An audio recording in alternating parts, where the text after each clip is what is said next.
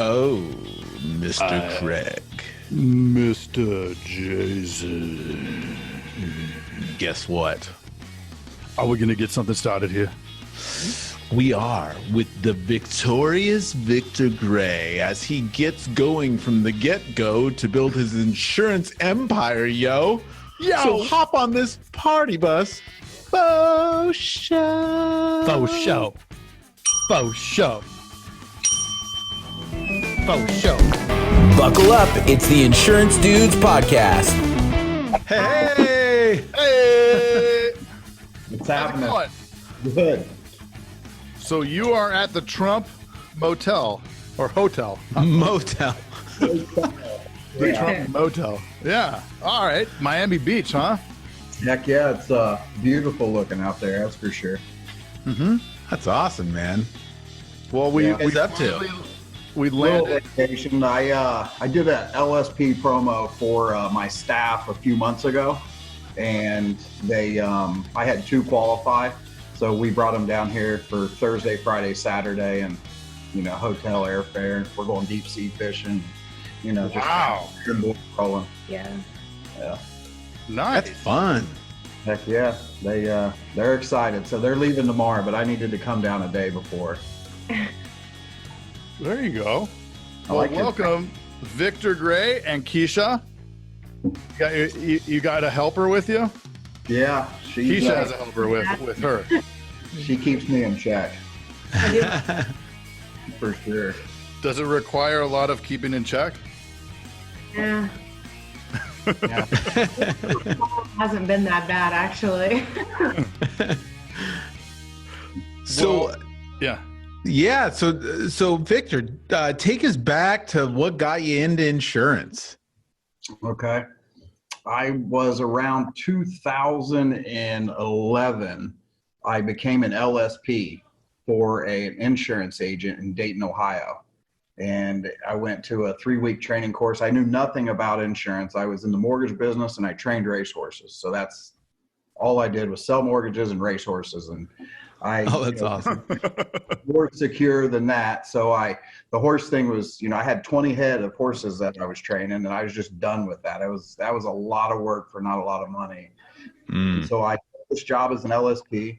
I came in. I remember what I was making. I was making $10 an hour plus about 2% commission. And when I came in, I didn't know or understand any of it. So I came in, I started writing items, and I know like my first couple weeks, I was like doing really good. And this guy was super impressed because he wrote no business. And I realized after talking to some other people how bad my pay was. And I went over and worked for a gentleman you guys might have heard of named Mike Coleman. He does really well. And so I worked for him for about a year. And then I said, this is for me to open up my own agency. So January 2013, I opened up my first agency, actually. So Okay. that's what got me in it. And so was that and you have now multiple locations, right? Yeah, we have 4 locations, 2 in Indiana and 2 in Ohio. And then you corrected me on the Facebook post. I said over 200 items, and you were clear that it was 600 items. Well, we didn't average 600. I do have some numbers, and this is kind of since Zoom came out because, I use Zoom for everything, agency Zoom. I assume you guys have heard of it. So in the last 4 years, we've written 15,442 items and a little over 8 million in premium in the last 4 years. So average about 321 per month, and our premium is about 170 grand. Our average premium is not that good, compared to some states. So we're about 500, 550 average premium. So. Wow. Yeah. So take us through that. How did you started scratch, right? Yeah. I bought a small book. I don't know if you remember, the contract then was about 800,000 and below. You got the crazy commission, is that deal that they did for, a few years ago. So I started that. I was right around 790,000 that I opened up at. And, the truth be told, I opened up with, a $10,000 American Express that I had availability to open. I had 2 employees. One, I didn't really understand how I was going to pay. Thank God it was my mom, and she waited 60 days. And, you know, I made a deal with my landlord that I was renting from. I actually didn't pay rent for the first 8 months. I'm sure Allstate probably don't want to hear that I opened up funds, but, you know, truth be told, this many years later, it's what happened. You know, I had my mother and I had one other LSP that I opened up with. And what I did was, as I started to bring in income, I started to bring in, you know, more salespeople and be able to buy more leads, et cetera, and just kept expanding and growing. And I sold insurance too. When I first started, I was probably my own top LSP at the time. I had to be, I didn't have a choice. And Right. So, and then we just kept going. And about a year and a half later, you know how it is. They come to you and say, you're killing it. You want to open up another one. They need that location. And so I did another one. And then I wanted to move over to Indiana because the opportunity was so good over there that I started writing business in Indiana. And actually some agents kind of got upset with me for writing so much business that it kind of backfired, and they came to me and said, why don't you just open a location up there? So it worked out, and they allowed me to open up that location right across the river there in Ohio and Indiana. So, and then, you know, since then we've opened up one in Indianapolis as well. And we did a little pilot program with one up in Columbus for Allstate. You know, so that was our 5th one, but we've moved on from that one. So Indiana and Ohio are like the center for power agents. You know, you have the Harkle Road, Mercer, and in Ohio, the you know, Tolga was over there, and so a lot of big names come out of there. There's a lot of good agents over there, and you know, Heidelberger, I'd say that probably the biggest agent in Indiana now after his most recent merger. And you know, Mike Coleman, he's probably wrote, the guy I used to work for probably wrote as many items as any of them. And, you know, Tolga, and, you know, we had some other big dogs, but there's a lot of competition in Ohio, especially in Cincinnati. That's a strong core group of agents, and it's competitive. And, you know, there's a lot of people buying a lot of marketing. And so it gets fueled up down there for sure. What was the most difficult part of scaling, especially scaling so fast? Money. Yeah, money, and just I would say LSPs, and that's still my biggest hurdle issue. She hears it every day. It's hard to find people and then keep them. Yeah, I mean, well, the ones that leave are usually end up panning out to be people you don't want anyway, so it's kind of like good riddance when they are gone. The good ones have been there for years now with him, and we keep them happy. That's why we're in Miami. The 2 best salespeople in the office are coming here. So the incentives are pretty nice. Yeah, and my top sales guy, his name is Luis. I don't know if you guys have heard of him, but he wrote 100 items last month.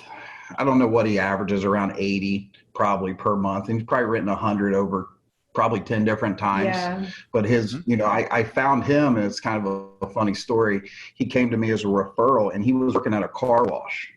And came in, and he was like, I just don't want to work at this car wash anymore. He said, I want to make money, and, you know, you come in and show me how to do it. And I said, well, you need to go pass your test. And that was a whole ordeal anyway, but he got his test passed. And he came in, and then I remember after about the 60-day mark, I sat him down and I said, man, you're just not doing it. I said, you're just not closing the deals. It's just not working. You know, I'm going to put you on a period of time, and you need to change things around, or I'm going to have to let you go. And I really don't want to. And that's kind of what I do with the people when they're struggling. Yeah. Sit them down, you know, come up with a course, you know, plan to put things together. And man, he just started turning it around. And a lot of people always want to talk to him, and I have agents across the country that have literally called, and LSPs that have called to talk to him, is his work ethic.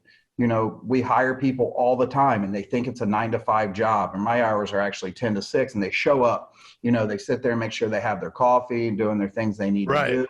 And, you know, are they going to pick up the phone? Well, this guy's like a machine. He probably works on average, I would say 10 hours a day. Yeah. And he probably works 70% of the Saturdays in the month. but he does it because it's opportunity. And he doesn't really come in. And I always tell people this, and I tell him that to remind him that he's not sitting there working 10 actual hours in a whole day. He's waiting for an opportunity to come across where he can get that, that chance to sell and to be able to make money. So he puts in a lot of hours, and he's relentless with his follow-up. And I think that's a pretty good success story coming from my agency, to have somebody come in, and he still carries around his last W-2 at that car wash. Yeah. And he made $10,000 there.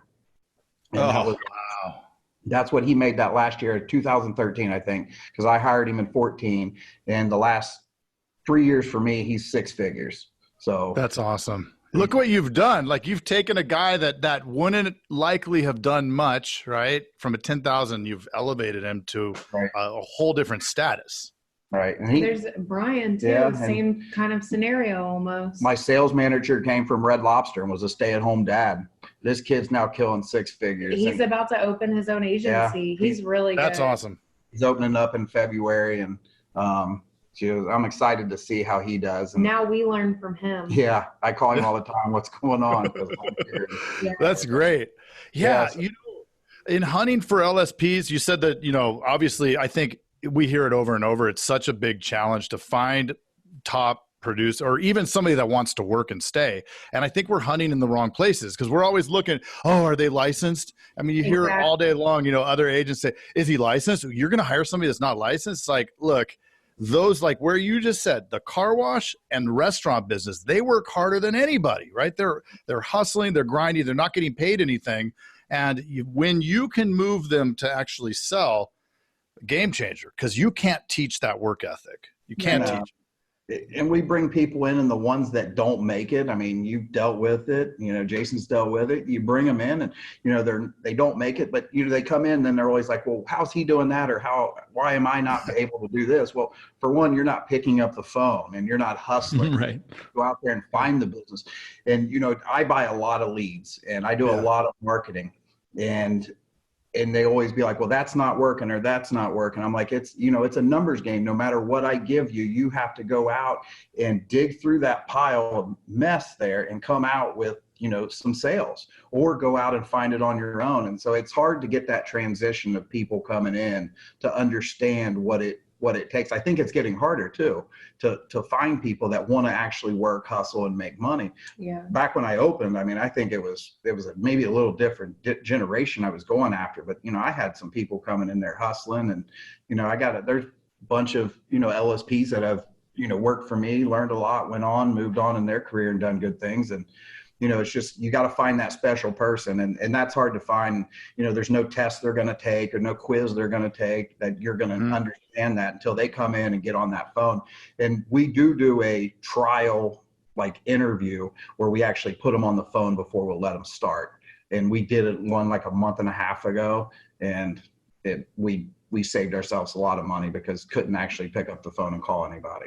So wow. So you would stick them on your dialer and see, and then they just stick them on an old list with something easy to say. We've recently taken a decrease in your area. Are you still living on so-and-so address? We would like to update your quote.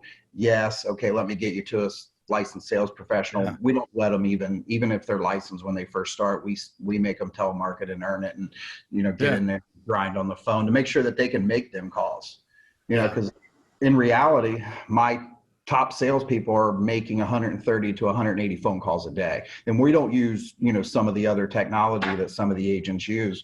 We're still on some of the old school info, but they pick up the phone and dial. So. Oh, you have actual phones? Well, no, we use the follow-up call, but I was saying they're not a ricochet where it's calling 4,000 miles per hour, but a lot slower than that. But so no. But when I started, we had vanilla folders, and we picked up the phone. I was writing 400 or 500 items a month with a folder, one hot, one cold, one new, making notes on them. I still have all them old leads and go through them. I mean, it kind of looking back, it was kind of crazy that I didn't put them in a database, but now we have a pretty massive database to call from. So. Right. As long as you're consistent with whatever system you use, like people will just do this one, it's not working, 2 weeks later. It's like, no, I mean, if you're buying leads, it's 30, 45, 60 days before you're closing those leads. I was speaking at Leaders Forum in Atlanta, and I had I was talking about leads and marketing, and they started asking direct questions. Well, what lead vendor do you use? And I always give the same response, and I'll tell people what vendors I use. It's no really secret, and they'll be like, I've tried that one, it didn't work, or I've tried this one and it didn't work, or I've tried that process and it didn't work. But how long did they try it for? Because you have to be consistent. If you buy, like I buy a lot of all web leads, and when I have people that say they hate all web leads. You maybe hate all web leads, but I think it's a process. And then it's also working with that lead company, generating a relationship with them. We have our reps on speed dial. We're talking to them 3 to 4 times a week. Hey, why is this lead bad? Why is that lead bad? They probably hate us, honestly, but we make sure that we're getting the best quality leads for the money we spend. And like you said, it's just back to the process of making sure people are following it. And that starts with me having my process down with the lead companies, making sure we're getting the best quality we can, and then making sure they're staying consistent, when they do get the lead. Yeah. So when we talk to high performance agents, it all goes back to that. It's just a process. How many agents don't actually have a process, right? Or they try, like to your point, they try something and it doesn't work. It's like anything, everything does work. Some work, some works better than others, but it's like, are you making it work? If it just doesn't work, it's a problem with the person. Right. I agree. I mean, you got to stay consistent with it and make sure that your LSP stay consistent with it. When they get a new lead and I say that thing needs to be called 5 times that first day, it's got to be called 5 times that first day. Yeah. And if you don't call it 5 times, the chances of them answering on the first 1 or 2 calls are slim to none with all the robocallers. So you've got to call different times in the day, at night and weekends and things to get a hold of these people, Right. Great when you're the first one in, but that doesn't always happen. You got to constantly, be calling and stuff. So. Yeah. And how do you keep that consistency in your office? Right now, I would say because I got some really good LSPs, we haven't really brought anybody new in a while. And so I just have some old school tenured agents that are in there that they know how to make money. And we're actually grinding pretty good. And, we're probably going to hire a couple more at the beginning of next year. But when you bring somebody in, honestly, you have to micromanage them. And it sounds crazy. And, I stole this from Tolga, but micromanage them until they learn to micromanage themselves. And, that to me probably back in 2013. And it always rings a bell with me whenever I'm, talking to people or even talking to my own staff. I mean, they'll be like, and they get upset when you stay on them. Some of them can't take it. Yeah. They cannot take being micromanaged. And then they're the first ones to complain of why they're not successful. But, you have to stay on top of them. There's no, little secret to it except just making sure that you're, having little meetings with them. Hey, did you call this one? How many times did you call that lead? We do a lot of back spot checking too.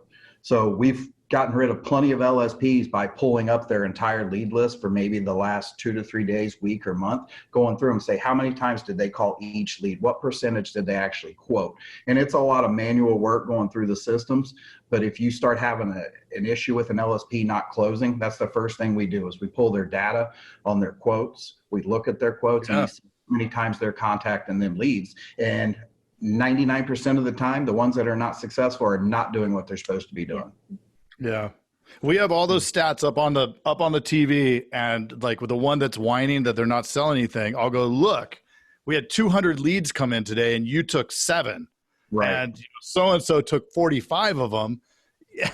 I mean, obviously this person's going to close more. They took 45. They had this many contacts. They boom, boom, boom. And when you can show them that, it's like either the light bulb goes off or they're like, okay, yeah, this isn't for me. You know? A lot of them can't do it. They can't pick up the phone like that and constantly do it. And some of them need to work in front of people instead of on the phones. And our business just doesn't operate like that. No, not anymore. Yeah. So you've seen, you're friends with a lot of agents. You've seen the good, the bad. What's the big difference between the people that are successful and the people that aren't? What would you say the most common traits of each? I'd say hustle and money. Hustle and money. Yeah. I think that the ones that are successful, look at them. I mean, you know them. You named a bunch of them a minute ago. I mean, you don't think Justin's up there hustling in Fort Wayne? Right. Not only insurance, but everything else he's doing in his life with, you know, all the things he's building. And then look at Heidelberger and Mercer. I mean, these guys are moving. They're talking to other agents. They're learning. And guess what? When you're moving and hustling, you got to spend money. And so many people, I've had agents, tons of them come in my office and they want to learn. And I had one agent leave and he called my field sales leader. He said, they're not doing anything special in there, and we're not. But what we are doing is we're buying leads and we're actually contacting the clients multiple times, one after another. There is nothing special to what we do. You got to have the money to spend on the staff and the marketing, but you also, you know, you got to hustle. Well, and like you said, when you opened, you don't even necessarily need the money to spend. You can get the credit to be able to spend the money, right? Yeah. Utilize your resources. Yeah, I mean, I opened the ECP Friday. Yeah, I do have the investment, obviously, but why spend the real cash when I can put, you know, 50, 60, 70 on credit, and I have 60 days. You know, I have 60 days before I got to pay that. Well, those commissions are going to come back in. I was whining to Jason yesterday because it wasn't as good of a day as I wanted it to be. And, you know, he's like, just the process, you know, sometimes we need the reminder because this thing will make us go crazy. And it's why, why so many agents do the one thing and then they give up. I know I'm not changing what I'm doing, but man, when you have 200 leads coming in and it's not as great as you want it to be, you're like, oh, is this the right move? Is this the right move? Have you questioned yourself as you were doing this? I have on my processes a little bit when I moved from the paper folder in probably 2015 to I moved over to DYL. I think it was DYL. I moved over to them. And so that was a big process. And then when I moved from DYL to Follow-Up Tool, you know, even I had LSPs questioning the process. They loved how easy the DYL Follow-Up Tool was a little bit more complicated with a little bit more bells and whistles. I had LSPs having mental breakdowns, you know, but even from the folder to the technology, and, you know, the ones that did, I said, just in my top LSP, he's got a folder this thick on his desk. He does his dialer and works through that, but he also prints off every lead to this day. That's how I taught him in 2014. And, you know, it's almost 2020. He's still doing it, and I'm not going to mess with him. You know, last month, 108 items. So I'm going to go in there and say, hey, I'm taking your folders away from you. But, you know, you do question yourself, especially if you have a bad day or if you have a bad week. Like you said you had a bad day.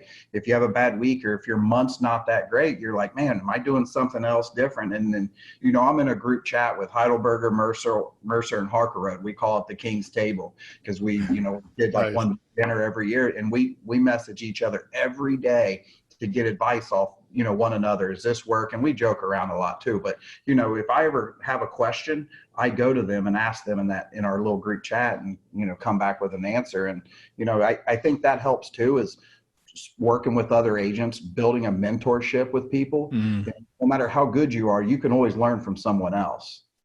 So 100%. Absolutely. And you're going to be, there's another podcast we listen to that both of us listen to a lot. And the guy that does that will say you're the sum of the 5 people you hang out with, right? You're not hanging out with the people who are writing 10 items a month. You're hanging out with the people that are writing 2, 3, 4, 500 items a month. And then it's naturally going to elevate you. I mean, my production has blown up since just hanging out with Jason or doing this show and talking to the Victors, you know, the Victor Grays of the world and the, you know, all the other ones. We just had, before you was Jeremy. We had Jeremy Olson, and then we had Jay last week. And it's talking with these people puts it into perspective that, look, anybody can do any of this stuff. You just have to not think that it's going to happen overnight. Yeah, for sure. It took, and, you know, you don't make as much money as you do it at first, but, you know, once you build that process and then renewals start coming in compared to 800,000. And today we're sitting, you know, rolling up close to 13 million, you know, it's a big difference for your cash flow. And but you got to keep selling, you know, you can't stop, even though we've been a 10-10 agent for, you know, the last couple of years. You know, you're not getting that high commission, but you got to keep the process going or you're going to lose business on the back end. You got to keep it consistent on the front end, and then you got to keep your salespeople happy. So, Yeah. We hear that all the time too. It's reinvesting in yourself. It is that mentorship as well that we hear from everybody. Everybody has mentorship or that group that really inspires them to push harder.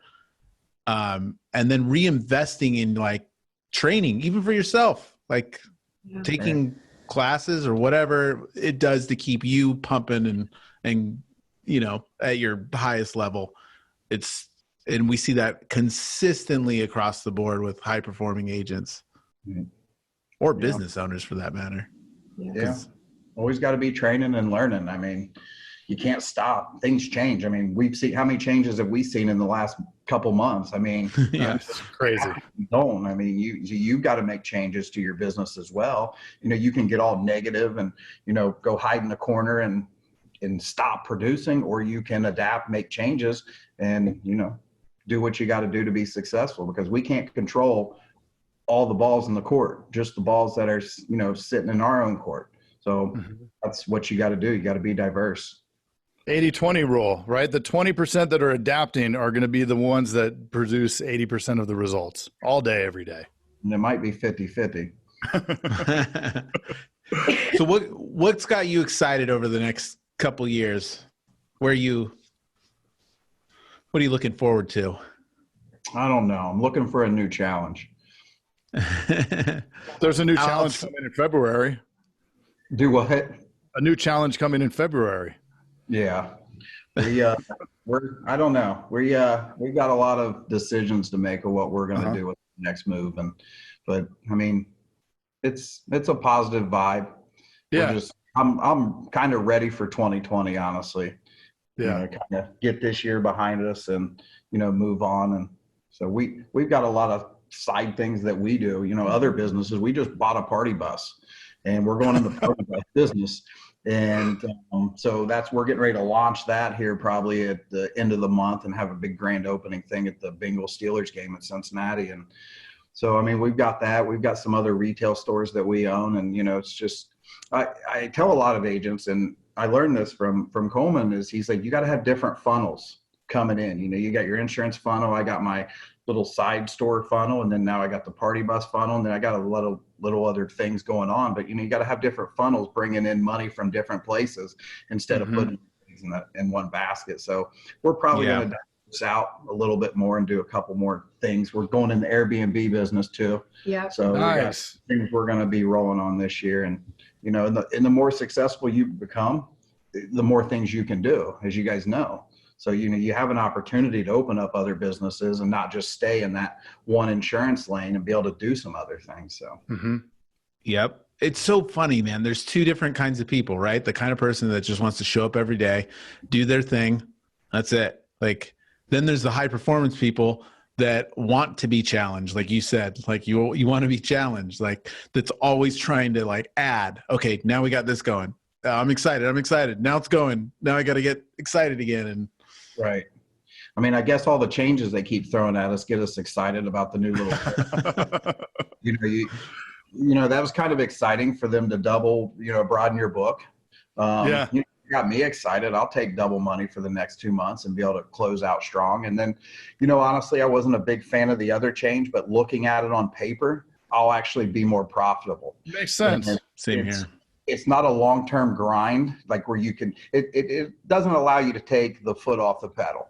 So look at it as you're going to just sit and do nothing. Yeah, that's bad. But if you're going to grind and you're going to hustle, you're actually going to come out better ahead. I did a whole little spreadsheet on it and wrote it actually all down by hand, figuring out how much more we would bring in as an agency off this, new comp plan. And it actually is more. I don't want to admit that, but it is the truth, and we've got to continue to hustle to get it. It's not just going to be given. So I'd rather, be both, but I don't think they're going to. But it is what it is, and like you said, you didn't start crying about it. You figured it out. Okay, well, I have to do this. I don't think they'd listen if I cried.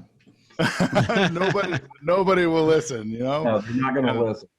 That's what I mean. I look at it and see, oh, well, if I write this much, I actually make this much more. So you can take this much more and invest it in the front end, and then you'll get it, and then on the back end with the bonus, I mean, with having larger agencies, My sales Bonus. manager actually yesterday, I flew into Clearwater and met one of my friends, and I got off the plane. I had a text, and he said on the new comp plan we would have made it $2,800 more than what we would have made without it yesterday. So there you go.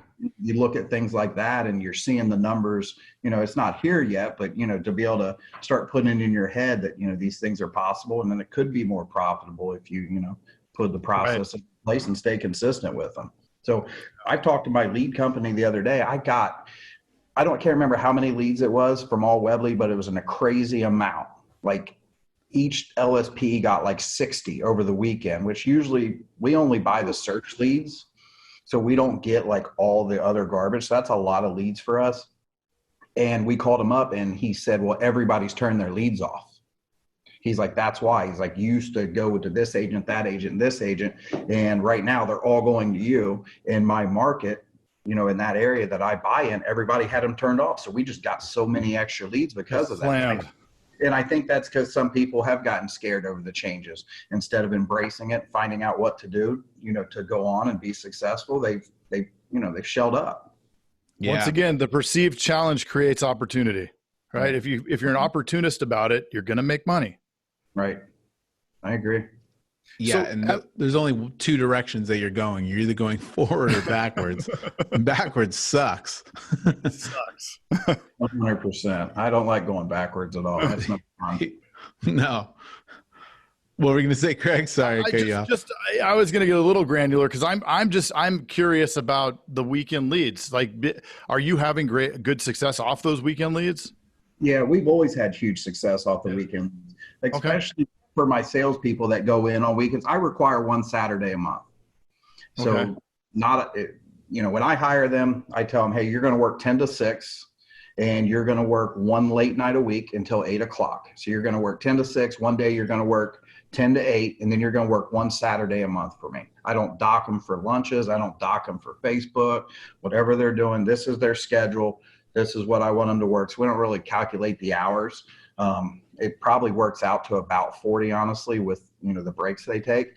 But coming in on that Saturday is huge. I mean, I think Saturday we did 7 items, and I go in there on Saturdays with them sometimes too. It's not like they're working. It's not like it's a Monday. They're sitting behind the computer on the phone. It's more like a chilled atmosphere. Very laid back. Yeah. They'll grab the leads. They'll call them. People are answering the phone because it's a Saturday. Right. And you're like, oh my God, or they'll quote them and they'll be like, I got this lined up from Saturday. We just got a 9-item deal from last Saturday that we closed yesterday. Oh. It was a call Saturday, so it got closed. I was super excited. So, yeah, I just brought in a new LSP. This was her first month, Erica's. Yeah. She wrote 55 items and just, killing it. She did come from State Farm, another, competitor. So she had the idea of insurance and just never had a chance to make money. And with my comp plan, she killed it last month. So I'm super excited. We made her employee of the month on her first month. So there you go. Oh, that's awesome. Yeah. And we do a lot of things like that with the employee of the month, the trips. This is the first year in 5 years I haven't taken my staff to Vegas.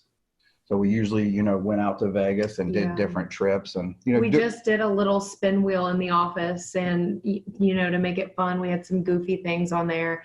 One was the sales manager gets to eat your lunch.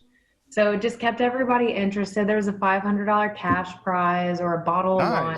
Gas gift card. So everybody was really excited, to get those sales and come in and spend. Yeah. Every 8 items they got to spend. Yeah. And service got to spend with life insurance and, some cross-sell opportunities and some things like that. We gave away last Friday $1,800 in prizes. I actually picked them up in my party bus at the office. Yeah. We took them all bowling and had pizza and beer and then took them back to the office. We did the prizes, on the bus. One of the spins was the office goes bowling and somebody spun that. So it was fun for everyone. Oh, that's cool. Oh, that's cool. Yeah.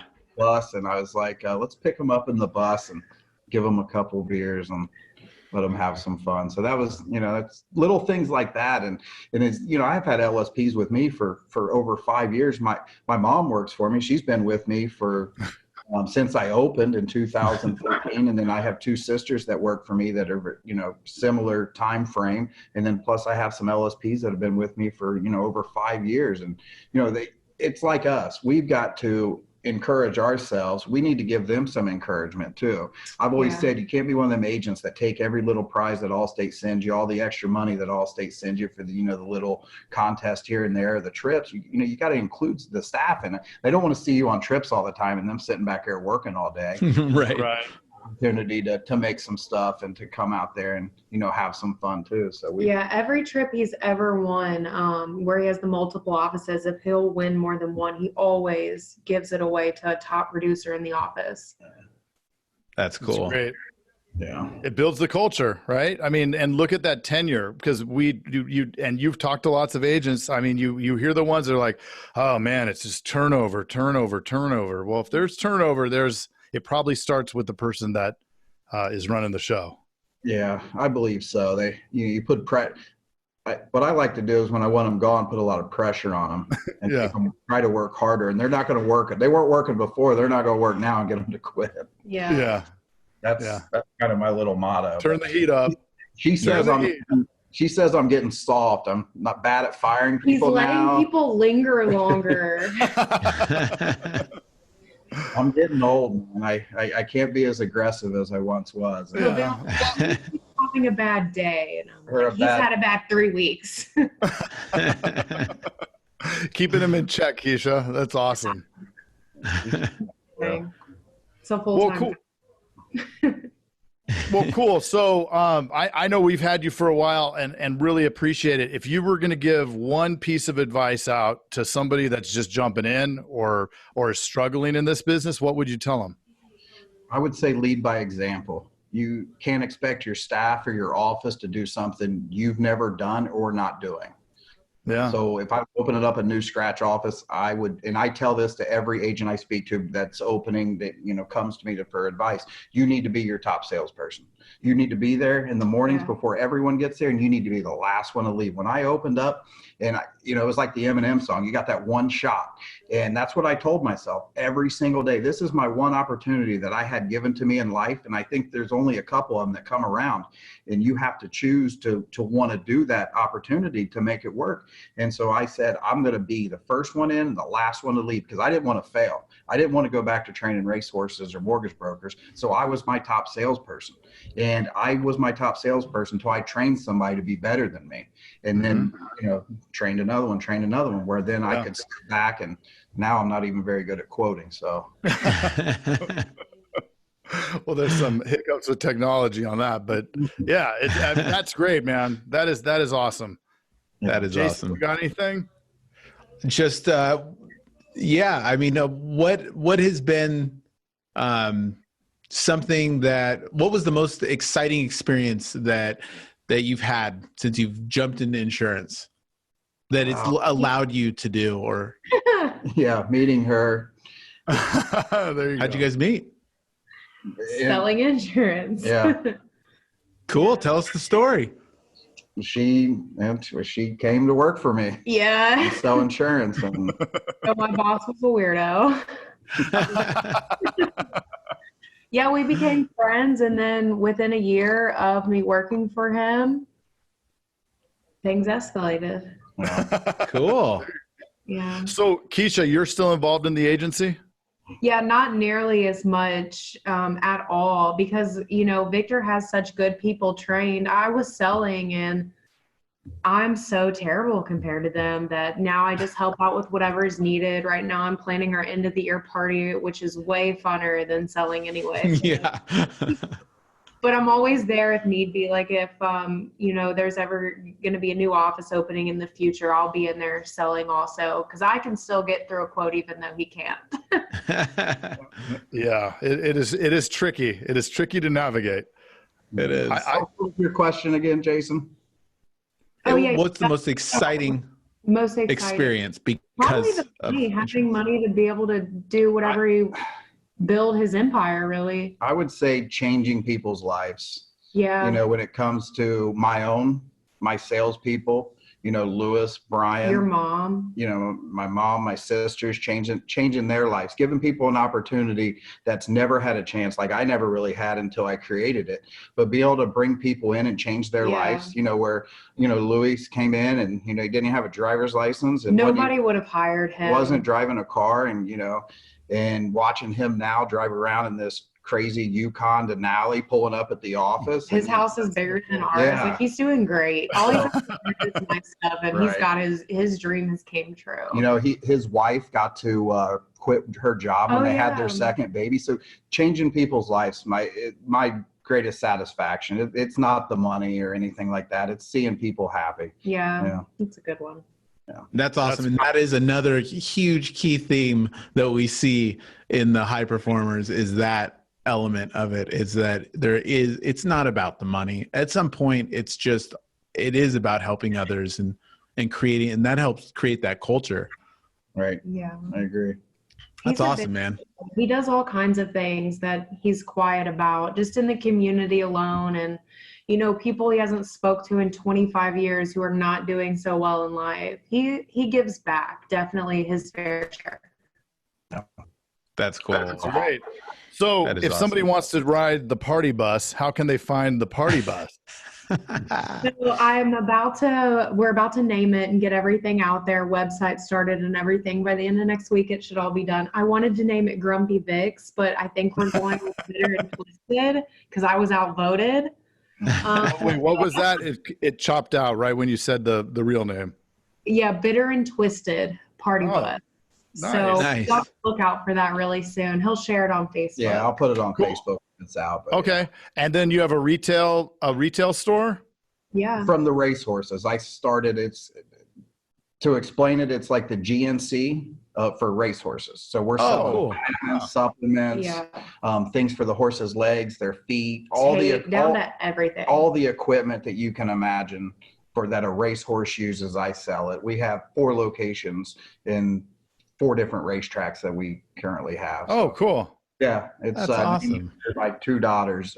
It's called A&E Tax Shop. It's named Ava and Ella is what I named it after them. So that is awesome. Oh, cool. That's awesome, man. Well, much continued success as you're probably going to be venturing out on a few more businesses. It sounds like in the next couple of years.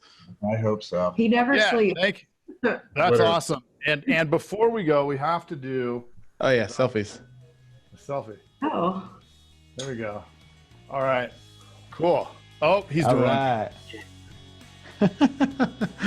All right. Hey, thank you so much. This will be on in a couple weeks, and we really appreciate you coming on, Victor. I had to chase you for a while. Yeah, it's all good. You got me. All right, brother. And Good Keisha, enjoy. See you guys. Thank you. See ya. Enjoy the rest of the vacay. See ya. Thanks. Hey, thanks for checking out the Insurance Dudes. Hey, please subscribe. We got some really great stuff coming out.